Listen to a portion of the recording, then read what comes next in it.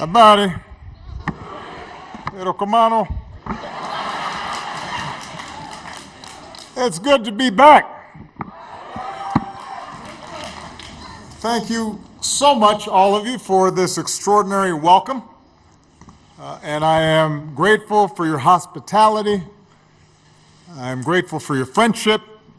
It is a joy to be back with so many people who are family to me, and so many people who claim to be family to me.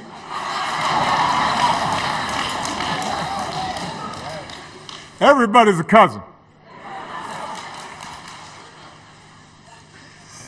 You know, I'm going to just stray from my prepared remarks for a moment to describe for you the first time I came here. I was 27 years old. I had worked as a community organizer for 4 years. I had gotten to know Alma and fell in love with her, but we hadn't grown up together. And I was determined to better understand the life of my father and the life of his people. So I flew to Nairobi, and Alma had a nice little flat, and we talked all day and all night, and I would wander through the city, and then finally it was time to come to Home Square. That's what we used to call it. And so we took a train, and the train went overnight. And the train went very slowly. This was not a bullet train. And when we finally got to Kisumu, we took a bus. And this was not a fast bus. And there were some chickens in my lap, and some sweet potatoes digging into my side. And then we got somewhere around here, and we had to get on a matatu. And it was more crowded than the bus. And then it dropped us off, and we walked up a dirt path, and then we walked some more, and we walked some more, and finally we came to Mama Sarah's house, although it wasn't quite as fancy as it is now. And I was hungry, but I had to catch a chicken to eat. So we scurried around the yard until we finally caught a chicken, and fortunately, Mama Sarah was better with a knife than I was, because I think I got a little squeamish. And we ate, and then before bed, there was a cistern where we had to bathe with a little ladle, and we were scooched underneath the water. And I looked up at the stars, and I visited my father's grave, and it gave me a sense of satisfaction that no five-star hotel could ever provide, because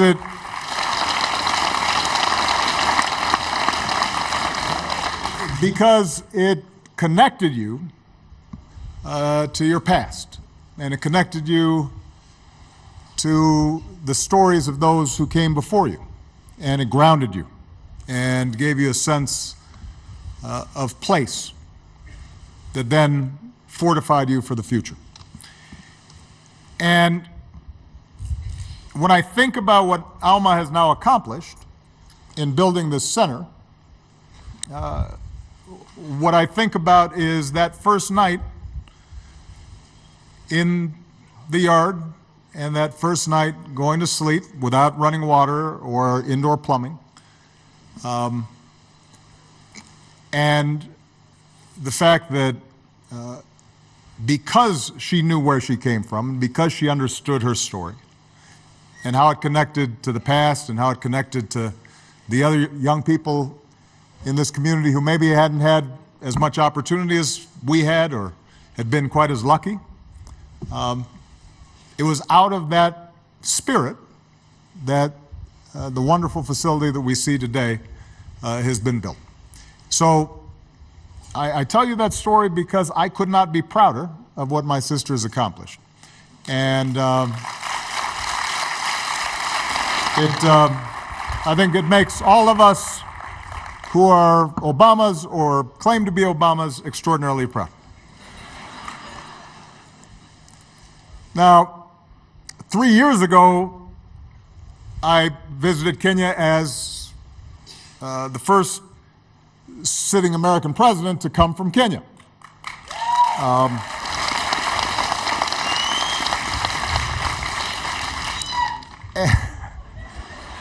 And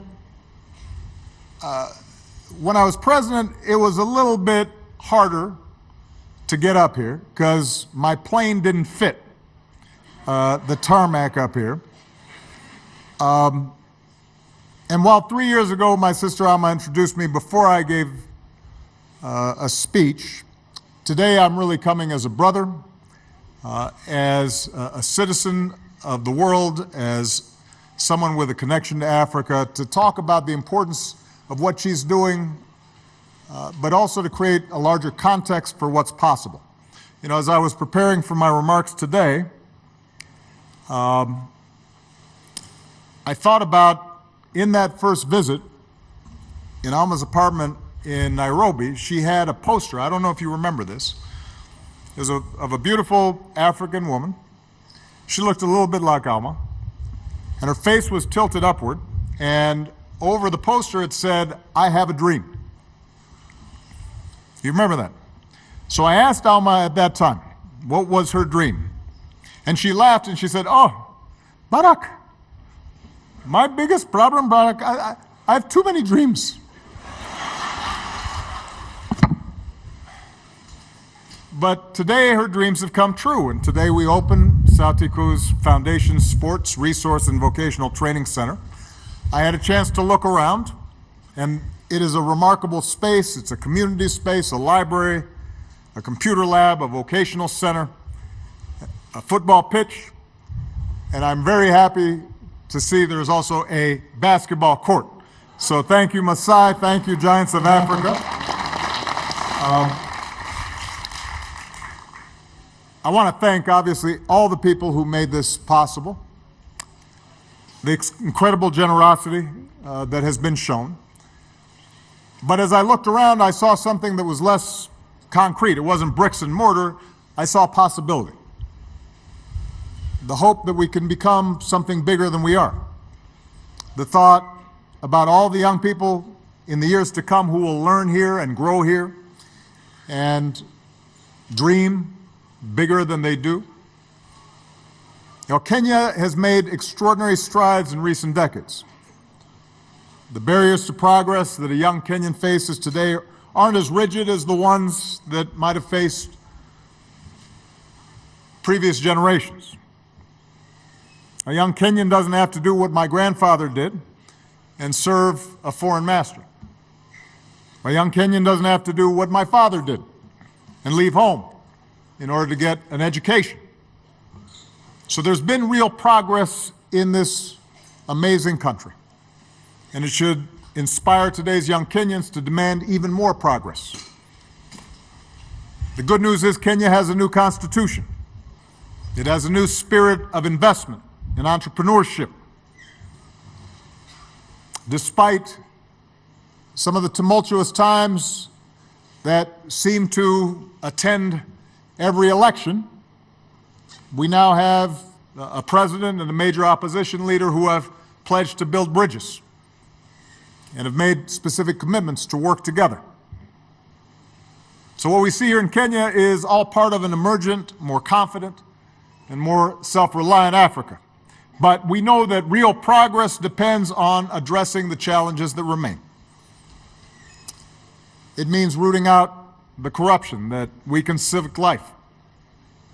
It means no longer seeing different ethnicities as enemies or rivals, but rather as allies, and seeing the diversity of tribes not as a weakness, but as a strength. It means making sure that economic growth reaches everyone and not just a few at the top, that it's broadly shared across regions. It means guaranteeing educational opportunity to everybody, not just our boys, but also our girls, because the nation that gives our daughters the same opportunities as our sons is more likely to succeed.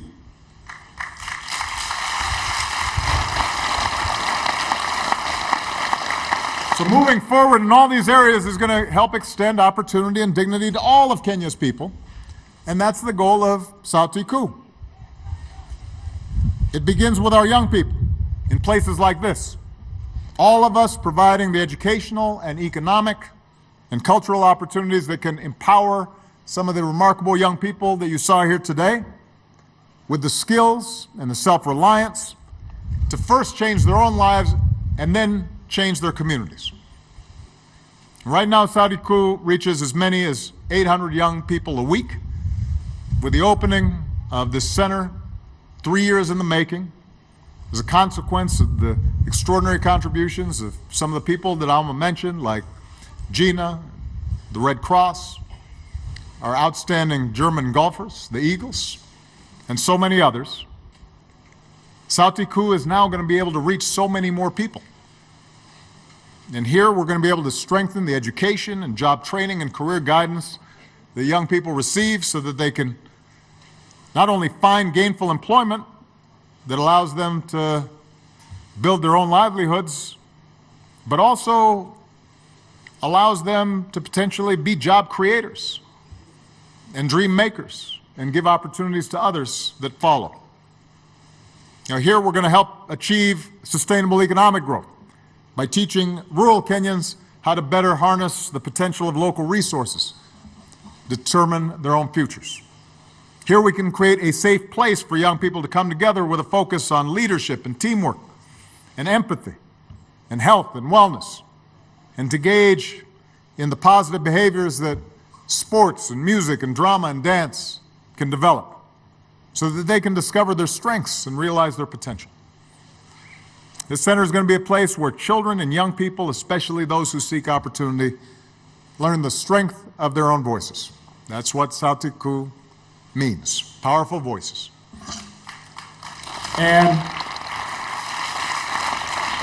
while it is true that not every child who goes through the program here may end up having the opportunity to study in Germany as Alma did, while it's true that not everybody may end up deciding that a career path in public life is what's right for them,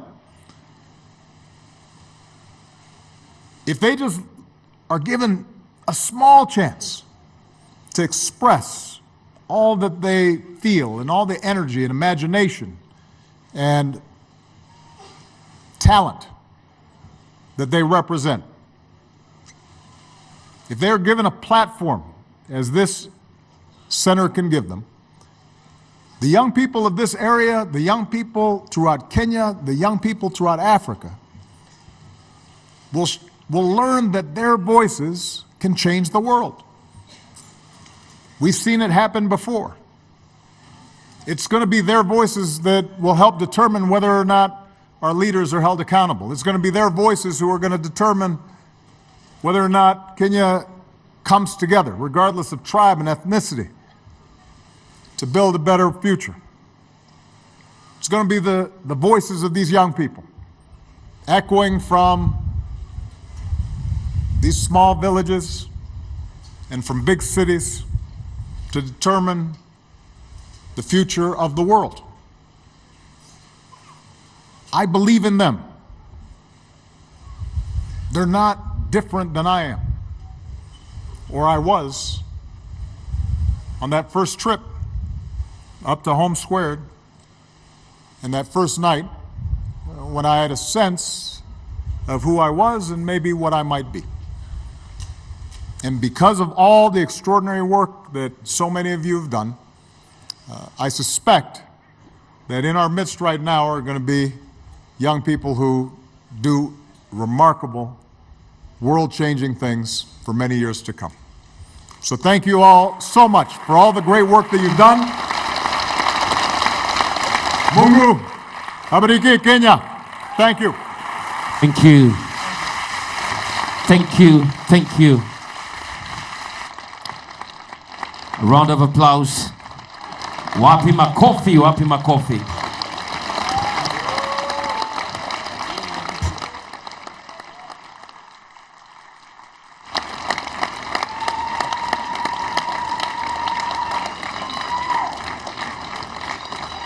Maybe